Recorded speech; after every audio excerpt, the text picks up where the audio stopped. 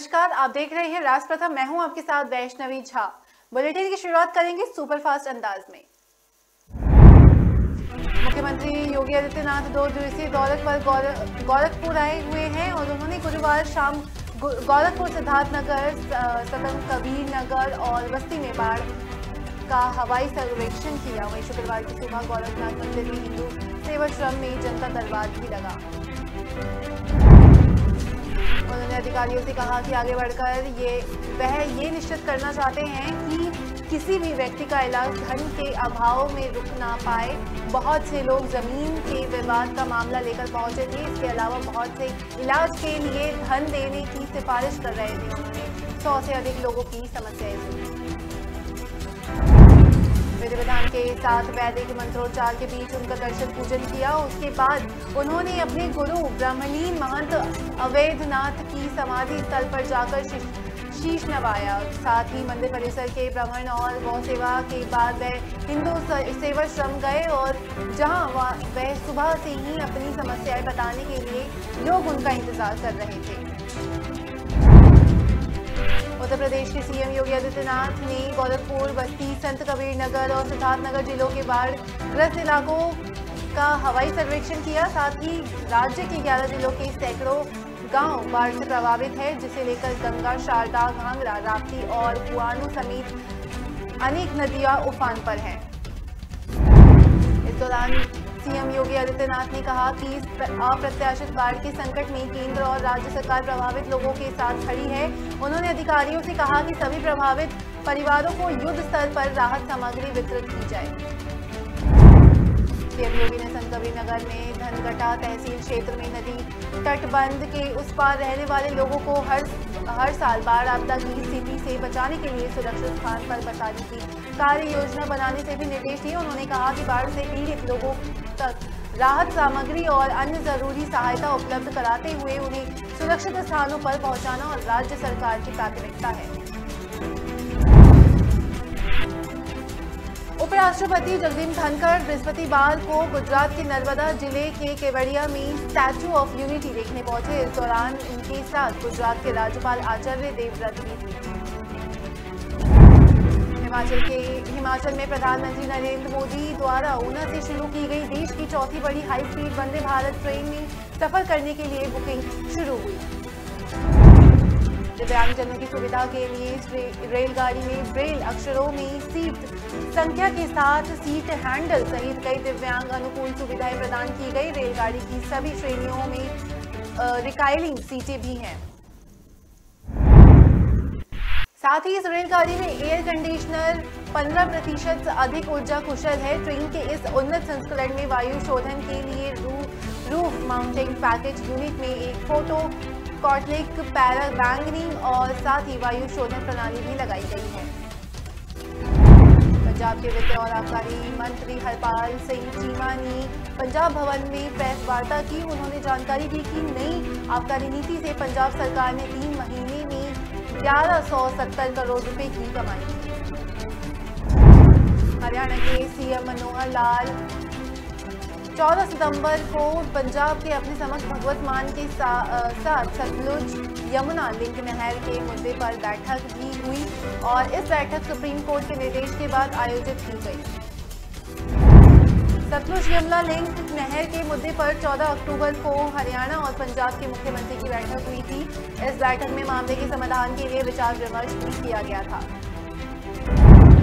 अब इस मामले में एक टाइमलाइन तय होना जरूरी ताकि प्रदेश के किसानों को पानी की उपलब्धता सुनिश्चित हो सके। उन्होंने ये उम्मीद जताई कि होने वाली इस अहम बैठक में कोई हल जरूर निकलेगा।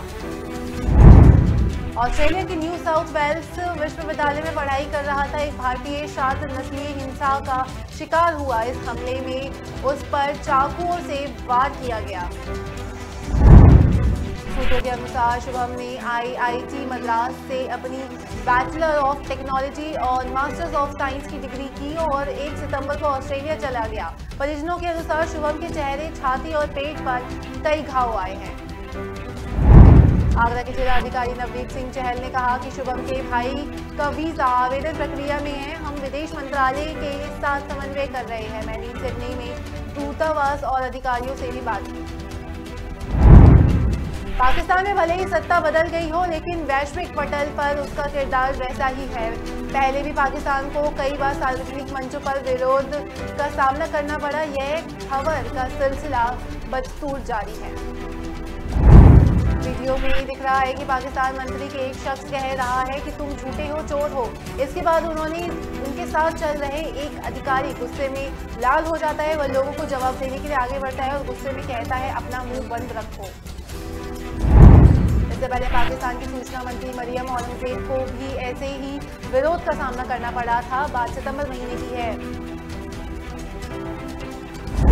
दिल्ली सरकार ने छठ पर्व को लेकर तैयारियां शुरू कर दी है। इस बार 1100 घाटों पर छठ व्रती पूजा कर सकेंगे। इसके लिए केजरीवाल सरकार ने 25 करोड़ रुपए खर्च किए।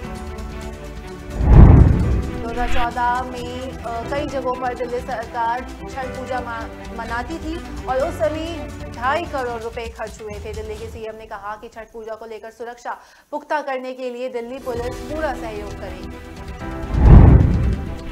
साथ ही सीएम केजरीवाल ने कहा कि छठ घाट आने वाले लोगों के लिए पीने की पानी का इंतजाम किया गया। साथ ही टॉयलेट की भी व्यवस्था की गई। एम्बुलेंस और फर्स्ट एड का भी इंतजाम किया गया है ताकि अगर कोई बीमार हो जाए तो उसको संभाला जा सके। आम आदमी पार्टी के गुजरात प्रदेश अध्यक्ष गोपाल इटालिया ने आरोप लगाया कि बीजेपी पाटीदारों से नफरत करती है। इस वजह से उन्हें गुजरात से बाहर बुलाकर प्रताड़ित किया जा रहा है। आम आदमी पार्टी के गुजरात प्रदेश अध्यक्ष गोपाल इटालिया ने आरोप लगाया कि भाजपा पाटीदारों से नफरत करती है। इस वजह से उन्हें गुजरात से बाहर बुलाकर प्रताड़ित किया जा रहा है। दिल्ली पुलिस ने उनको थाने में लेकर जाकर कहा कि क्यों इतने ताकतवर लोगों से लड़ रहे हो, ये सारी चीजें छोड़ दो। वह पाटीदार समाज के लिए बेईमानों से लड़ाई लड़ रहे हैं। ये उनको गोली मार दे या फांसी पर चढ़ा दे, वह डरने वाले नहीं हैं। बिहार में लगातार सीबीआई, ईडी, इनकम टैक्स की ओर से भ्रष्टाचारियों के खिलाफ कार्रवाई जारी है। पटना में एक बार फिर इनकम टैक्स ने बिहार के चर्चित बिल्डर और कारोबारी गब्बू सिंह के घर में छापा मारा। टीम ये कार्रवाई करने के लिए पहुंची थी गब्बू के घर पे और साथ ही गब्बू सिंह के कुल 31 ठिकानों पर छापेमारी हुई और इसमें उनका गांव भी शामिल है। बिल्डर और कारोबारी गब्बू सिंह का घर पटना के शिवपुरी इलाके में है। बताया जा रहा है कि गब्बू सिंह जेडीयू के राष्ट्रीय अध्यक्ष ललन सिंह के काफी करीबी है। जेडीयू से जुड़े हुए गब्बू सिंह पटना के बोरिंग रोड स्थित गब्बू सिंह के कार्यालय गोविंदा कंस्ट्रक्शन की छापेमारी की गई। साथ ही छापेमारी को शुरू हुए कुछ ही देर हुए थे, वैसे ही इनकम टैक्स के सारे अधिकारी अभी छापेमारी में लगे हुए और ये छापेमारी दोपहर तक खत्म हुई। बिहार में जारी डेंगू कहर के बीच उप मुख्यमंत्री तेजस्वी यादव रात अचानक राज्य के सबसे बड़े सरकारी अस्पताल में एनएमएचसी पहुंचे और इस दौरान उन्होंने मरीजों और उनके परिजनों से बातचीत की। तेजस्वी यादव ने कहा कि दवा की अस्पताल में उपलब्धि बहुत ही कम है। मरीजों के साथ जहां भी अच्छा व्यवहार नहीं किया जा रहा है, इस मामले में जांच होगी और अगर दोषी पाया गया तो उसके खिलाफ सख्त एक्शन लिया जाएगा। जमीन पर हम जब तक नहीं उतरेंगे, जमीनी स्थिति के बारे में नहीं पता चलेगा। मैंने पहले भी कहा था, अस्पताल में मरीजों को हर तरह की सुविधा मुहैया कराई जाए। स्वास्थ्य कर्मियों को भी निर्देश दिए गए थे, तेजस्वी यादव ने दिया गया। असम के सीएम हेमंत बिस्वा शर्मा के सुरक्षा बढ़ाई गई। केंद्र सरकार ने उन्हें अब सीआरपीएफ की Z+ श्रेणी की सुरक्षा प्रदान की। अभी तक शर्मा के उत्तर पूर्वी क्षेत्र में Z श्रेणी की सुरक्षा मिली। बॉम्बे हाईकोर्ट के फटकार के बाद बृहन मुंबई नगर निगम ने अंधेरी उपचुनाव के लिए ऋतुजा लटके का इस्तीफा स्वीकार किया। अधिकारियों ने बताया कि बंबई उच्च न्यायालय के आदेश के बाद उनका इस्तीफा स्वीकार कर लिया गया है और करीब 10 बजे लटके को स्वीकृति पत्र भी जारी किया गया। ऋतुजा लटके ने उम्मीदवार के रूप में उनके नाम के ऐलान के तुरंत बाद ही 3 अक्टूबर को अपनी इस्तीफा बीएमसी को सौंप दिया था। हालांकि 12 अक्टूबर तक इसे स्वीकार नहीं किया गया था। बीजेपी नेता सुशील मोदी ने कहा, अगर नीतीश कुमार भारतीय जनता पार्टी की मैत्री संगठन राष्ट्रीय स्वयंसेवक संघ को गांधी का हत्यारा मानते हैं तो उनके साथ 22 साल से क्यों थे। महागठबंधन सरकार पर हमला रहने वाले सुशील मोदी ने कहा, नीतीश कुमार को संघ से इतना परहेज था तो वे अटल बिहारी वाजपेयी की सरकार केंद्रीय मंत्री क्यों बने थे। इस इसके साथ ही सुशील मोदी ने सवाल किया कि संघ के द्वितीय संचालक गुरुवार गोपालपुरी के जन्मशती मनाई गई तो नीतीश कुमार ने उसमें शिरकत किया, लेकिन आज लालू यादव के कृपा पात्र बने रहने के लिए संघ पर बेतुके आरोप लगा रहे।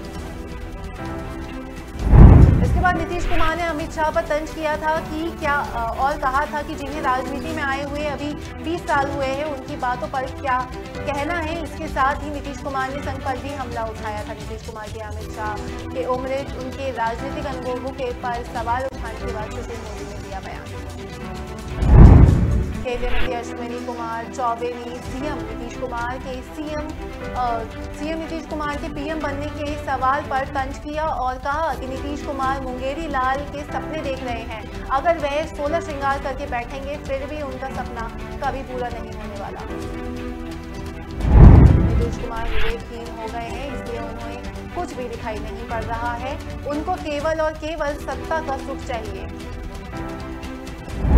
नीतीश कुमार के जेपी और अनुयायी होने पर केंद्रीय मंत्री ने कहा कि जिसने जेपी की आत्मा को रुलाया है वे कैसे जेपी का अनुयायी हो सकता है। जो भ्रष्टाचार की बदौलती में डुबकी लगा रहा हो वह जेपी का अनुयायी नहीं हो सकता। अश्विनी चौबे ने नीतीश कुमार के लालू यादव के स्थान पर कहा भ्रष्टाचार के सम्राट मुख्यमंत्री भ्रष्ट लोगों की गोद में बैठकर भ्रष्टाचार और वंशवादी को बढ़ावा दे रहे हैं। उन्होंने कहा कि भ्रष्टाचार और वंशवाद को बढ़ावा देने वाले लोग उसमें सबसे बड़े दोषी हैं। सुप्रीम कोर्ट में आज चुनावी बॉन्ड योजना के खिलाफ दायर याचिकाओं पर सुनवाई हुई। वरिष्ठ वकील प्रशांत भूषण ने NGO association for democratic reforms की तरफ से अदालत में याचिका दायर की। चुनाव आयोग तक इससे जुड़ी कोई जानकारी नहीं ले सकता। ये राजनीतिक दल को रिश्वत देने का एक तरीका है। इस योजना को 2017 में ही चुनौती दी गई थी, लेकिन 2019 में शुरू हुई। दिसंबर 2019 में याचिकाकर्ता एसोसिएशन फॉर डेमोक्रेटिक रिफॉर्म्स ने इस योजना पर रोक लगाने के लिए एक आवेदन तैयार किया था। इंदौर के बाबतपुरा पुलिस ने मोबाइल लूट कर देश के बाहर बेचने वाले आरोपियों को पकड़ा और इस मामले में पकड़ाए व्यापारी रोज नए खुलासे कर रहे हैं, जिसे नरेंद्र उर्फ नथु और राहुल के माध्यम से विदेशों में भेजा जा रहा। आरोपियों ने छोटी कंपनी के मोबाइल के 2000 और बड़ी कंपनियों के मोबाइल के 5 से 10,000 रुपए फिक्स कर रहे थे। प्रदीप और सन्नी को उज्जैन के रास्ते बिच्छू और रवि मोबाइल उपलब्ध कराता है और यहां से वह मुस्लिम यूजर्स से मोबाइल खरीदता है। प्रदीप ने बिच्छू का नाम ही लिया और पुलिस अधिकारियों के पास मनीष, नरेंद्र, भरत और राहुल की फोटो भी है। पंजाब के अमृतसर के पास अंजलाल के बीएसएफ के जवानों की एक पाकिस्तानी ड्रोन को पकड़ा है और अजनाला में भारत पाकिस्तान की सरहद लगी है। फिलहाल बीएसएफ के जवानों ने इस ड्रोन को अपने कब्जे में लिया और आसपास के इलाकों में सर्च ऑपरेशन चलाया गया। इराक में उसके आसपास के ग्रीन जोन में गुरुवार की रॉकेट को हमला कर दिया गया। जानकारी के मुताबिक इलाके में 9 रॉकेट दागे गए, जिसमें सुरक्षा बल के कई जवान और आम नागरिक घायल हुए। जानकारी के मुताबिक रॉकेट हमला ठीक उसी समय हुआ जब इराक की संसद एक नए सत्र शुरू करने वाली थी। ऐसा अनुमान लगाया जा रहा था कि सत्र को रोकने के लिए यह हमला किया गया था। ईरान के खुर्दिस्तान क्षेत्र में होर्मुज़ गैस के कम से कम 8 रॉकेट दागे गए थे। हालांकि इस हमले में ना कोई हताहत हुई और ना ही कोई ऑपरेशन करना हुआ। हालांकि इस घटना में किसी के हताहत होने की कोई सूचना नहीं है। ऑस्ट्रेलिया का राजनीतिक मिशन प्रभावशाली शिया धर्मगुरु मकतूदा के दौरान समर्थित ग्रुप के बीच मध्यस्थता करने के प्रयास कर रहा है और इन प्रयासों के बीच विस्फोटक माना गया। रक्षा मंत्री राजनाथ सिंह ने कहा कि भारत रक्षा उपकरण के आयात पर निर्भर नहीं कर सकता और उससे रहना भी नहीं चाहिए। उन्होंने कहा कि सरकार भविष्य की किसी भी सुरक्षा चुनौती से निपटने के लिए तैयार रहने के वास्ते रक्षा प्रदान में आत्मनिर्भरता हासिल करने की प्रतिबद्धता है।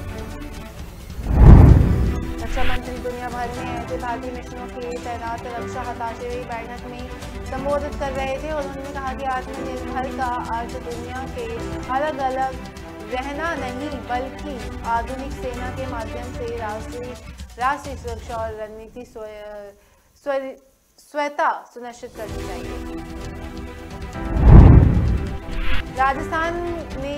राजनाथ ने कहा कि भारत विश्व स्तरीय गुणवत्ता वाले और सूरत हथियारों उपकरणों प्लेटफॉर्म का निर्माण कर रहे हैं। वहीं दुनिया भर में मान्यता मिल रही है कि हमारे रक्षा उत्पाद गुणवत्ता के दृष्टिकोण विश्व स्तरीय और विश्वसनीय बल्कि अपेक्षाकृत सस्ते भी हैं। लिहाजा अपना तैनाती वाले देश के भारत के एक रक्षा उद्योग की क्षमता के प्रचार प्रसार भी करो। और बैठक में CDS जनरल अनिल सिंह चौहान और तीनों सेना प्रमुखों ने अपनी जगह। राष्ट्रपति द्रौपदी मुर्मू ने अपनी 2 दिन असम यात्रा के अंतिम दिन आज शक्तिपीठ कामाख्या मंदिर में पूजा अर्चना की। साथ ही उन्होंने अपनी बेटी श्री मुर्मू के साथ देवी मंदिर में परिक्रमा की।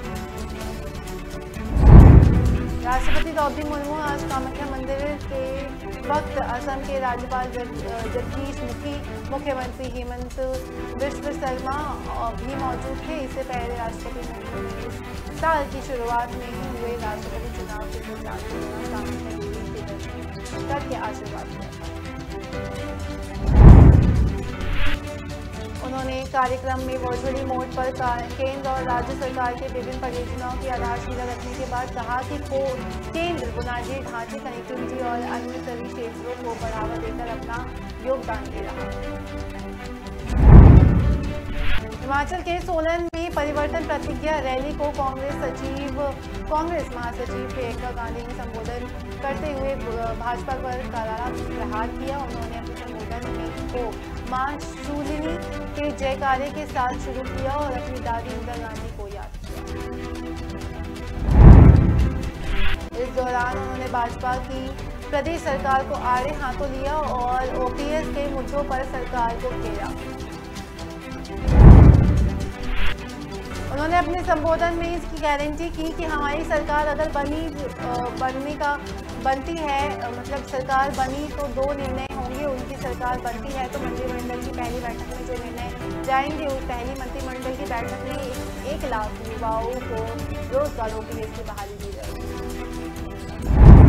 मुख्यमंत्री नीतीश कुमार ने एक बार फिर कहा कि वह BJP के साथ कभी नहीं जाएंगे। उन्होंने कहा कि आजकल जो लोग हैं वो किसी की सुनते हैं, किसी से बात करते हैं या किसी राज्य का विकास करते हैं। अटल जी, आडवाणी जी और जोशी जी से ये सब काम करते हैं।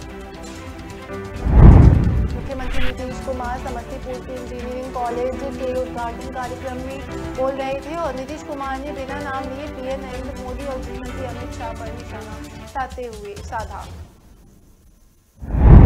इस दौरान मुख्यमंत्री अरविंद केजरीवाल ने कहा कि पिछली बार जब बिहार में महागठबंधन की सरकार थी तब BJP वाले झूठा लालू यादव पर आरोप लगाया था और इस मामले में कुछ नहीं हुआ। सऊदी अरब सरकार ने हज या उम्रा करने वाली महिलाओं के खिलाफ महरम की अनिवार्यता खत्म कर दी। अब कोई भी महिला बिना महरम के हज या उम्रा करने के लिए सऊदी अरब जा सकती है। ऐसी कई महिलाएं हैं जो बिना महरम के काम करने के लिए सऊदी अरब आती हैं। उनके साथ यहाँ कोई दुर्घटना नहीं है, महिलाओं को कोई खतरा नहीं है क्योंकि इसके पीछे कोई कारण मौजूद नहीं है।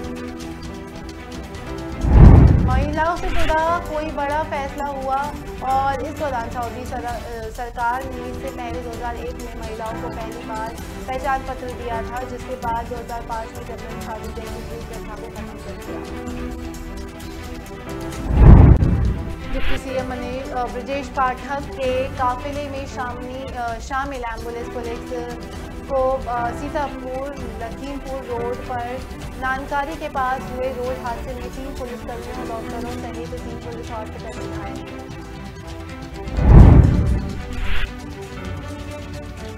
SI प्रमोद मिश्रा, मुख्य आरक्षी इंद्रदेव सिंह, राजवीर सिंह जिला अस्पताल के उपराधीन भी मौजूद रहे और खबर पाकर मोहाली विधायक शशांक त्रिवेदी ने CMO डॉक्टर मधु गौरेला को भेजा। वाली विधायक शशांक त्रिवेदी ने बताया कि सड़क पर अचानक से कोई साइकिल पर सवार था, उसे बचाने के चक्कर में वाहन आपस में टकरा गए। हादसे में 3 पुलिसकर्मी और डॉक्टर सहित 3 स्वास्थ्यकर्मी घायल हुए।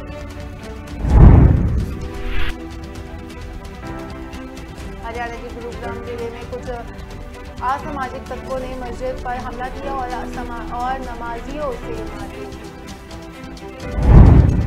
हंगामे का एक वीडियो सोशल मीडिया पर वायरल हो रहा। मामले में बिलासपुर थाना पुलिस ने 10 से ज्यादा लोगों के खिलाफ संगीन धाराओं में एफआईआर दर्ज कर ली है।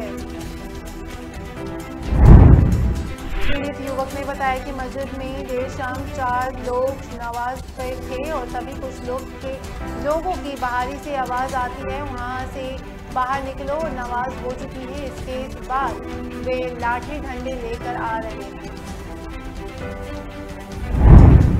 केंद्रीय अन्वेषण ब्यूरो यानी कि सीबीआई ने भ्रष्टाचार के एक मामले में महाराष्ट्र के पूर्व गृह मंत्री अनिल देशमुख की जमानत याचिका का विरोध किया। इस मामले में मुंबई हाई कोर्ट ने उन्हें बोला कि इसके बाद उन्होंने विशेष सीबीआई कोर्ट का दरवाजा खटखटाया था और उन्होंने अपनी याचिका में दावा किया था कि मुंबई के पुलिस आयुक्त परम सिंह और पुलिस अधिकारी सचिन वाजे की सांठगांठ सफाई प्राप्त किया था।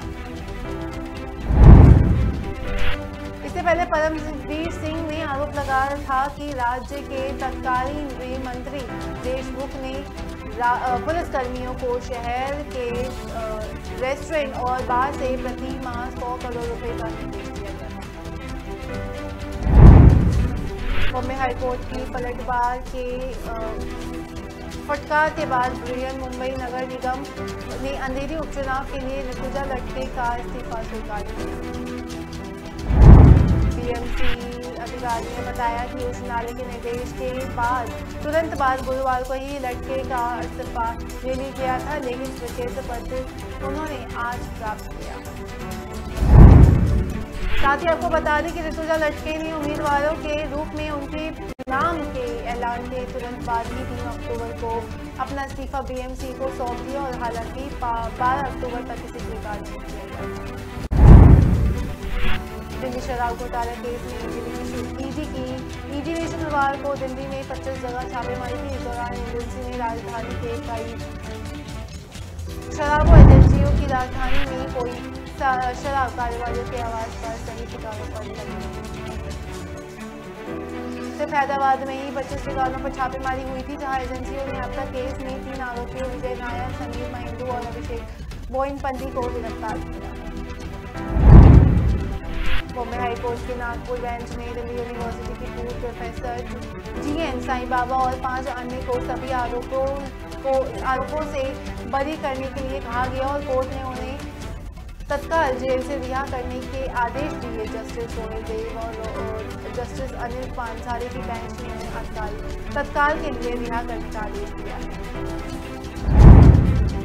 हाईकोर्ट के इस मामले में 5 अन्य दोषियों महेश तिर्की, पांडु नौगटे, हे मिश्रो और प्रशांत राही और विजय एन तर्की की भी खबर दिया गया। साथ ही 2012 में साईं बाबा जवाहरलाल नेहरू स्टेडियम के छात्र रहे मिश्रा, पूर्व पत्रकार प्रशांत राही समेत अन्य 2 पर एक आधार प्रतिबंध माओवादी संगठन रेवोल्यूशनरी डेमोक्रेटिक फ्रंट के साथ संबंध होने के आरोप लगाए थे। हिमाचल में कनेक्टिविटी और टूरिज्म को बढ़ावा देने के लिए प्रधानमंत्री मोदी ने प्रदेश को देश की 4थी high speed Vande Bharat train Ambala, Chandigarh और आनंदपुर सहित स्टेशन पर ठहरेगी। इस ट्रेन के नई दिल्ली से चलने का समय 5:50 पर रहेगा और 11:05 पर ये जब अंदौरा दिल्ली पहुंचे रेलवे स्टेशन पहुंचेगी। ट्रेन में से 130 किलोमीटर प्रति घंटा की रफ्तार चलकर 8 बजे अंबाला देखते हुए स्टेशन पहुंचेगी। साथ ही रेलवे स्टेशन के लिए सुबह 8:45 बजे के आसपास रवाना होगी और वापसी में इस रिटर्न का समय अंदौर रेलवे स्टेशन से दोपहर 1 बजे चलने का रहेगा। लोकसभा अध्यक्ष ओम बिरला ने गुजरात के सूरत में आयोजित 36वें राष्ट्रीय खेलों की समापन समारोह में प्रतिभागियों को संबोधित किया और साथ ही मंत्रीगण और विधायक भी इस दौरान मौजूद रहेंगे। राजनीति, व्यापार, अथवा और शिक्षा के क्षेत्र में हर क्षेत्र में खेल रहे हैं और हम प्रतिस्पर्धा को सकारात्मक रूप से खेलना सिखाते हैं।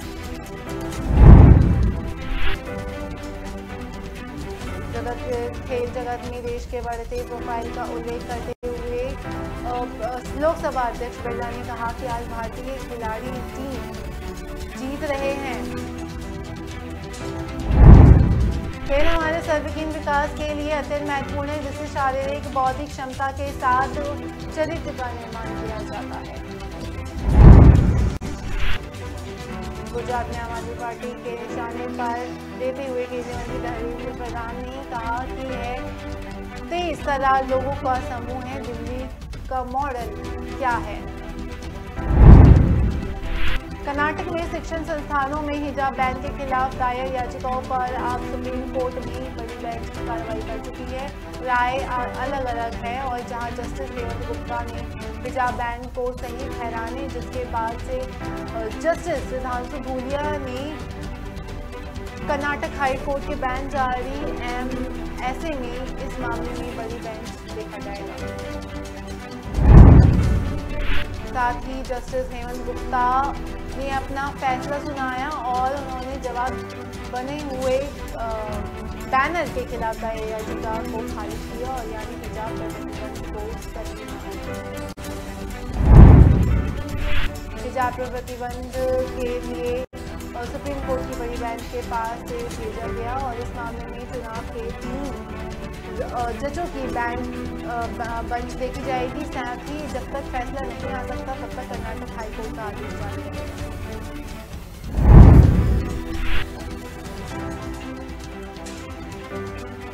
जन स्वराज पद यात्रा पर निकले प्रशांत किशोर, रोजगार और परिवारवाद पर कड़ा प्रहार किया। जन स्वराज पद यात्रा पर निकले प्रशांत किशोर रोजगार और परिवार पर कड़ा प्रहार कर रहे के निशाने पर तमाम राजनीतिक पार्टियां। चंपारण के पिपरा पंचायत के स्थानीय लोगों से बात करते हुए पीके ने कहा कि राजा का लड़का राजा नहीं बनेगा। देश में अब लोकतंत्र है, जिसको जनता वोट करेगी वही राजा बनेगा। प्रशांत किशोर ने यहाँ लोगों से बातचीत में कहा कि बिहार के बच्चों के भविष्य के लिए वोट डालिए, ना कि लालू, नीतीश या मोदी के नाम पर वोट डालिए। आरजेडी में खींचतान जारी है और सुधाकर सिंह के इस्तीफे के बाद से आरजेडी के प्रदेश अध्यक्ष जगदानंद सिंह नाराज बताए जा रहे हैं। जगदानंद सिंह ने कहा कि वे गांव में अपने पर आराम कर रहे हैं। जगदानंद सिंह ने कहा कि वे अवकाश पर हैं और कोई आराम कर रहे हैं। वही जब उनसे सवाल किया गया कि कहा जा रहा है कि आपने प्रदेशाध्यक्ष पद से इस्तीफा दे दिया, तो जगदा बाबू ने कहा कि उन्हें मीडिया की बातों पर कुछ नहीं कहना है। मतलब जगदानंद सिंह ने इस्तीफे की खबरों का खंडन नहीं किया। जगदानंद सिंह को जानने पर वाले कह रहे हैं कि पार्टी के समर्पित सिपाही हैं और इसलिए पार्टी की बातों को बाहर नहीं लाना चाहते हैं। सुप्रीम कोर्ट की बड़ी बेंच कर्नाटक हिजाब केस पर सुनवाई हुई और इसी बीच उत्तर प्रदेश के संबल लोकसभा सीट से समाजवादी पार्टी के सांसद शफीकुर रहमान का एक विवादित बयान सामने आया। उन्होंने कहा कि अगर लड़कियां बेपर्दा घूमेंगी तो आवारगी बढ़ेंगी। उन्होंने कहा कि हिजाब पर अगर प्रतिबंध लगता है तो इससे मुस्लिम समुदायों को परेशानियां झेलनी पड़ सकती है। सुप्रीम कोर्ट ने कर्नाटक के शैक्षणिक संस्थानों में हिजाब पहनने पर प्रतिबंध हटाने वाले करने से इनकार किया और कर्नाटक उच्च न्यायालय के फैसलों को चुनौती देने वाली याचिकाओं पर अलग अलग फैसला सुनाया। कर्नाटक हिजाब विवाद की सुनवाई के बाद सुप्रीम कोर्ट में भी अब सुनवाई दूसरी बेंच करेगी। वहीं इस पूरे विवाद पर हरियाणा के मंत्री अनिल विज की प्रतिक्रिया सामने आई। आवश्यकता तो अपने मन को मजबूत करने की है, परंतु सजा महिलाओं को दी गई। उनको सिर से लेकर पैरों तक ढक दिया गया। ये सरासर नाइंसाफी है। अनिल विज ने दिया। विज ने कहा था कि यदि कोई छात्रा हिजाब पहनती है तो उस पर कोई एतराज नहीं है, लेकिन वे स्कूल और कॉलेज जाना चाहती है तो उन्हें उन संस्थान के पोशाक नियमों का पालन करना चाहिए। स्पाइसजेट के एक फ्लाइट की हैदराबाद एयरपोर्ट में इमरजेंसी लैंडिंग कराई गई। साथ ही कैबिन और कॉकपिट में धुआं दिखने के बाद ये फैसला लिया गया।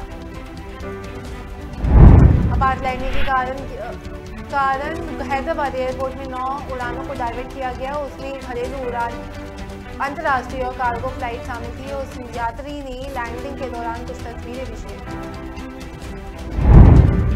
स्पाइसजेट से कई विमानी उड़ान के दौरान हादसे होने के बाद इस साल 17 जुलाई से director general of civil aviation ने स्पाइसजेट को आदेश दिया था कि अगले 8 हफ्तों तक अपनी फ्लीट की सिर्फ 50% फ्लाइट्स पर अपनी ऑपरेट करें। और इंडिया इमाम संगठन के चीफ डॉक्टर उमर अहमद इलियासी को Y+ कैटेगरी की सुरक्षा दी गई। इससे पहले इलियासी ने कहा था कि वे राष्ट्रीय स्वयंसेवक संघ के प्रमुख को मोहन भागवत को लेकर अपने बयान पर कायम है, जिसमें उन्होंने मोहन भागवत को राष्ट्र ऋषि और राष्ट्रपति कहा था। इंदौर में पितृ पर्वत के पितरेश्वर हनुमान में दर्शन के ख्यात सिंगर कैलाश खेर पहुंचे। यहाँ उनके अगवानी में भाजपा के राष्ट्रीय महासचिव कैलाश जब कैलाश खेर पितृ पर्वत पर पहुंचे तो उनका स्वागत कैलाश विजयवर्गीय ने किया। विजयवर्गीय ने उज्जैन में पीएम मोदी के सामने की प्रस्तुति की भी तारीफ की। चर्चा के दौरान कैलाश खेर ने विजयवर्गीय से कहा कि आपने जो ये किया है वह भी ऐतिहासिक है।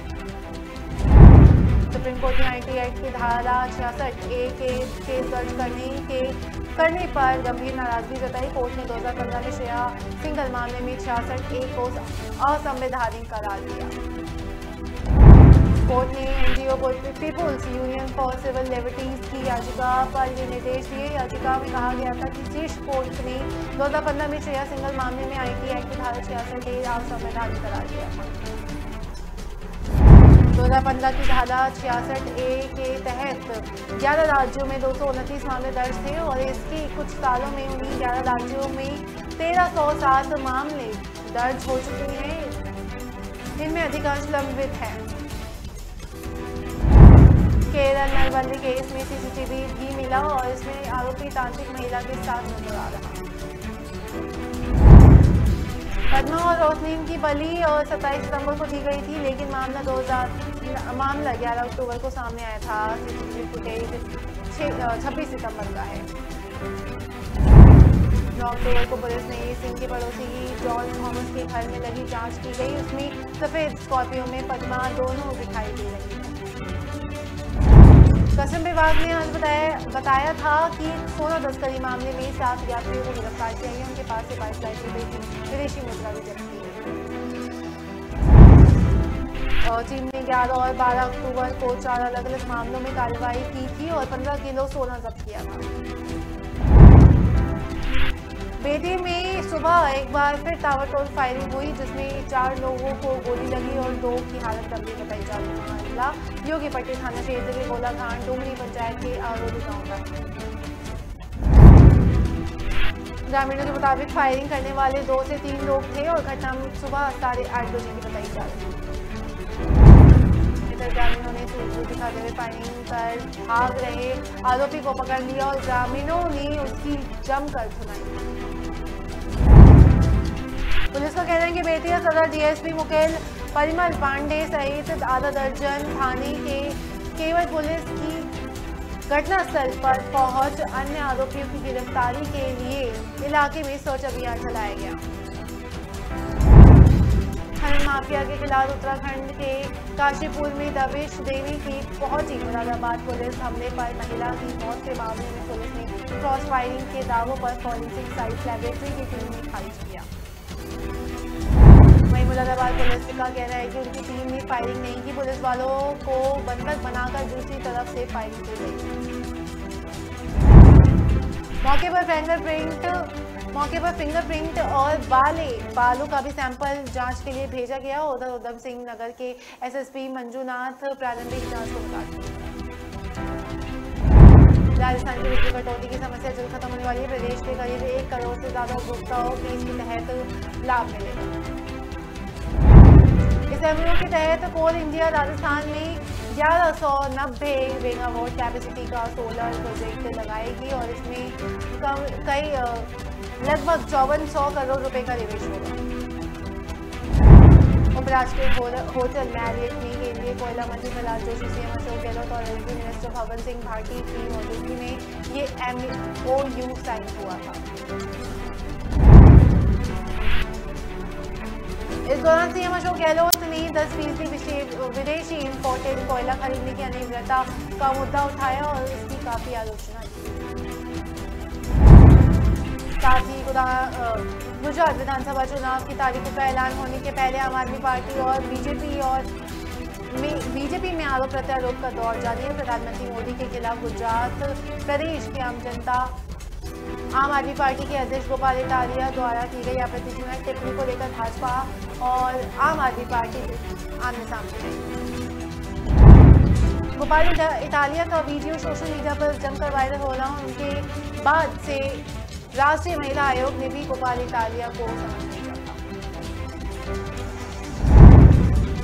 राष्ट्रीय महिला आयोग चीफ रेखा शर्मा ने आम आदमी पार्टी समर्थक पर जबरन घर में घुसने का आरोप लगाते हुए कहा कि आम आदमी पार्टी ने उनके घर से बाहर नहीं निकलने दिया।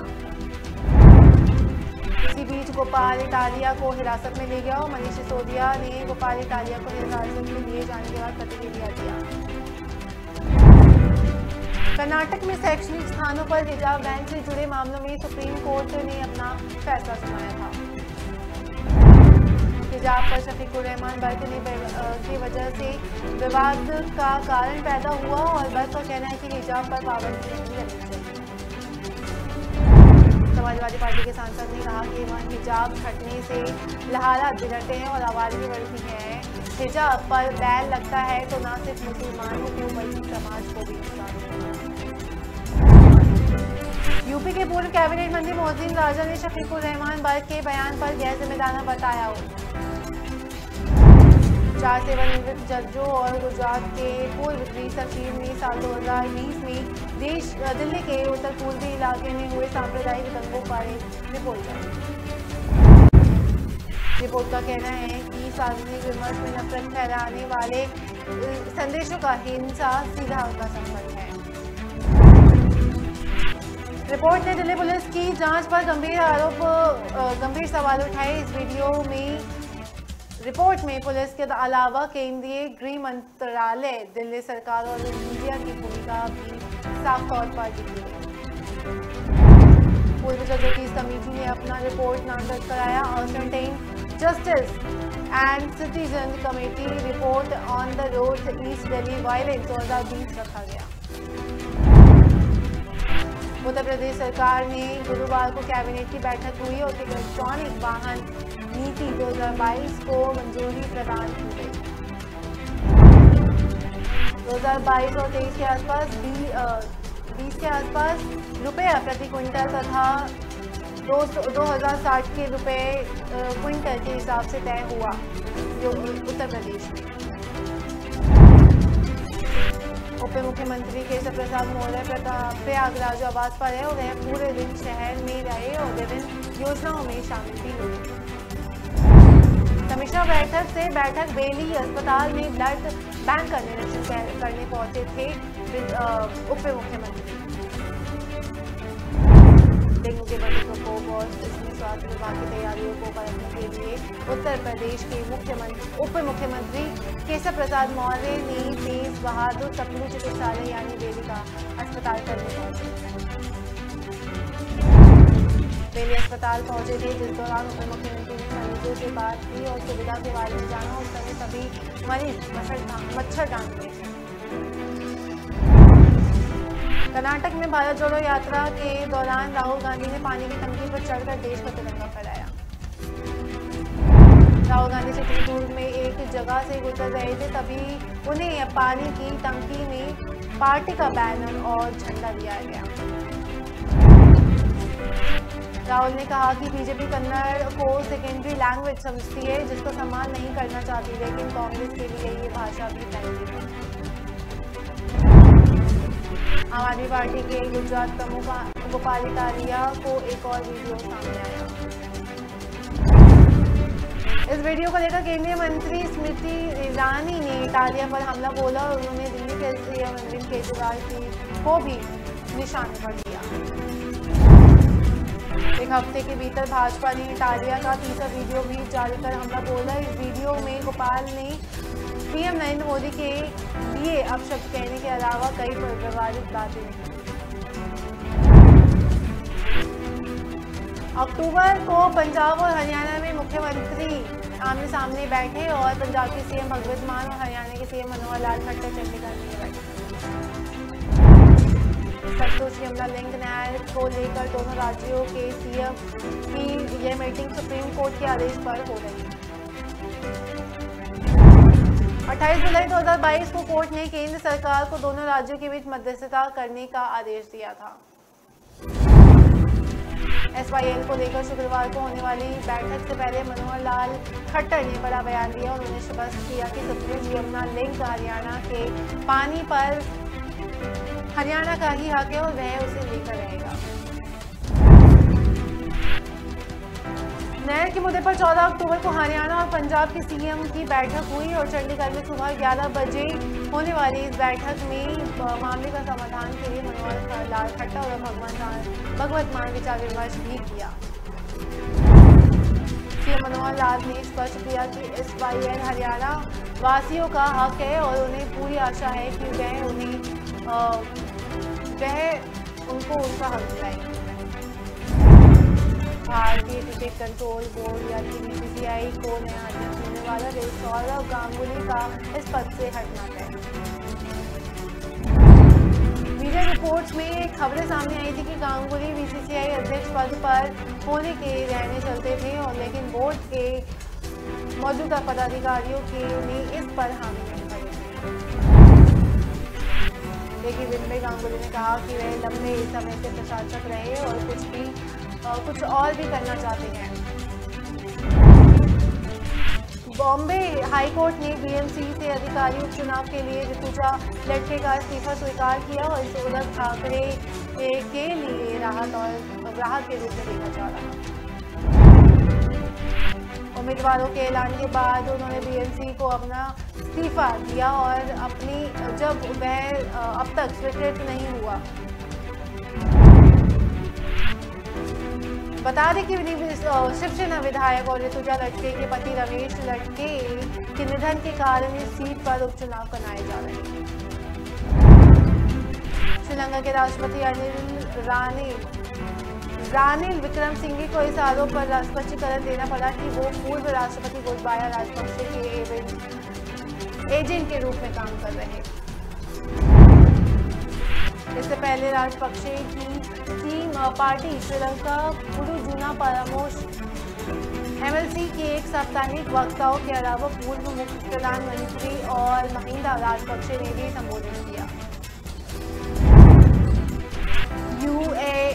UNP के महासचिव पालिता राल्के ने भंडारा के इस मामले में राष्ट्रपति विक्रमसिंघे को लपेटे में लाने की आलोचना। कई विपक्षी नेताओं ने ये बात कह दी कि विक्रमसिंघे को राजपक्षे परिवार के कैद पर रखा गया जन विरोध के बाद गोटबाया राजपक्षे के राष्ट्रपति पद के छोड़ने का दिया।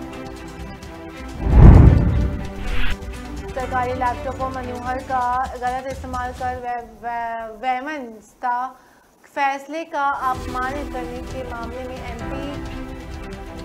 MLA कोर्ट ने विशेष NGA अमरीश कुमार श्रीवास्तव को जेल सत्ता दिया और कोर्ट ने अभियोजन के गवाहों की गवाही दर्ज करने के लिए 14 अक्टूबर को तारीख दी गई। इससे पहले महिला की सुनवाई उस समय हुई थी जब आजम खान ने हाजिर हुए। कोर्ट ने इसके खिलाफ लगाए गए आरोपों को पर गौरतलब है कि मामले में वादी आलमा जमीर नकवी ने 1 फरवरी 2019 को हजरतगंज थाने में रिपोर्ट दर्ज कराई। गुजरात में अंधविश्वास के चलते बेटी की हत्या का मामला सामने आया। पिता और ताऊ को शक था कि लड़की के भूत लगे हैं। ऐसे में लड़की के गन्ने में खेत में जाकर उसको पीटा। पुलिस के मुताबिक मृतक खैरिया को उम्र 14 साल की थी और वह 9वीं क्लास में पढ़ती थी। वहीं करीब 1 साल से अपने ताऊ दिलीप कुमार के घर धावा गांव में रह रही थी और ताऊ तंत्र में भरोसा करती आई है। 11 अक्टूबर को दिलीप और भाभी शहरे को लेकर गांव के गन्ने के खेत में ले गए और उसे वहां बांध दिया गया और बांध कर जमकर पिटाई की। रायगढ़ में आयोजित छत्तीसगढ़ ओलंपिक के तहत कबड्डी प्रतियोगिता की एक खिलाड़ी की मौत हुई। खेलते खेलते पटखनी देने के आरोप पर सिर के बल गिरा, फिर उठा दी।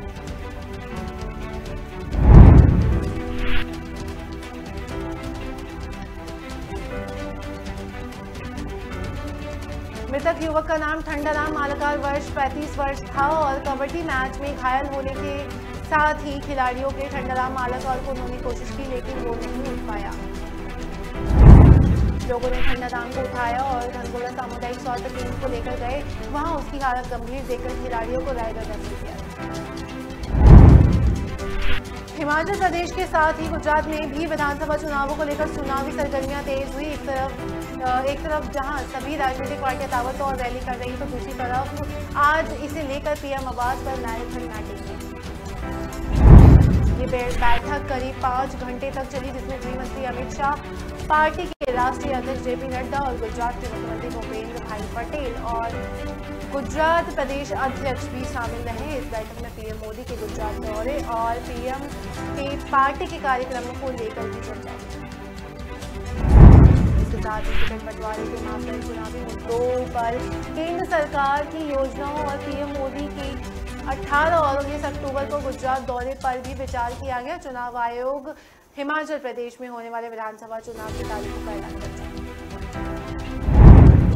राजधानी पटना के पाटलिपुत्र स्पोर्ट्स कॉम्प्लेक्स में बास्केटबॉल प्रतियोगिता से पहले एक अलग ही नजारा दिखा। उद्घाटन के मौके पर बिहार के डिप्टी सीएम मनीष तेजस्वी यादव का खेल प्रेम जगा। भले ही वो कार्यक्रम में मुख्य अतिथि के तौर पर पहुंचे थे, लेकिन मौका मिलते ही वे बास्केटबॉल ग्राउंड पर हाथ आजमाने के लिए उतर गए। बॉल को नचाते हुए उन्होंने एक बार बास्केट के अंदर डाल दिया। इस दौरान जमकर तालियां भी बजी। हरियाणा सरकार एक बार फिर डेरा सच्चा सौदा प्रमुख गुरमीत राम रहीम पर मेहरबान हुई। सरकार ने बाबा की 40 दिन के पैरोल मंजूरी दी। सरकार ने 12 अक्टूबर को राम रहीम के पैरोल मंजूरी के ऑर्डर जारी किए। राम रहीम जेल से बाहर निकल आए और वह भारी पुलिस सुरक्षा के बीच बागपत डेरे के लिए रवाना। दिल्ली के पर्यावरण मंत्री गोपाल रॉय ने कनॉट प्लेस में लगे स्मॉग टावर के प्रभाव के बारे में मीडिया में जानकारी दी और राय ने कहा कि कनॉट प्लेस में लगा स्मोक टावर 300 मीटर की दूरी पर वायु प्रदूषण को कंट्रोल करने में उल्लेखनीय रूप से प्रभावी है।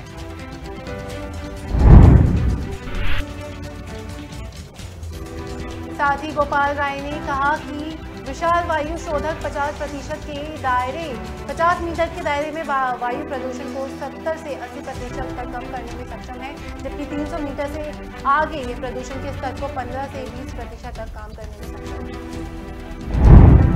कांग्रेस अध्यक्ष पद का उम्मीदवार शशि थरूर को भोपाल पहुंचने पर उनका जोरदार स्वागत हुआ। उन्होंने कहा कि मध्य प्रदेश जैसा स्वागत और कहीं नहीं हुआ। मध्य प्रदेश में हुए जबरदस्त स्वागत पर उन्होंने कांग्रेस चीफ कमलनाथ का आभार जताया।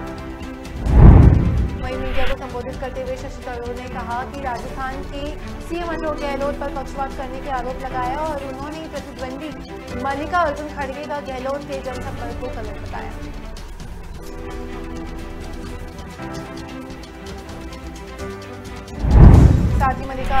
साथ ही शशि थरूर ने कहा कि खड़गे जी नेतृत्व की क्षमता रखते हैं, जबकि मैं परिवर्तन की क्षमता रखता हूं। आगे उन्होंने कहा कि परिवर्तन की क्षमता ही देश के हित के लिए जरूरी है। उन्होंने परिवर्तन की क्षमता को कांग्रेस के लिए भी सही बताया और कांग्रेस नेता शशि थरूर ने कहा कि खड़गे जी और मेरा एक ही पार्टी से संपर्क है।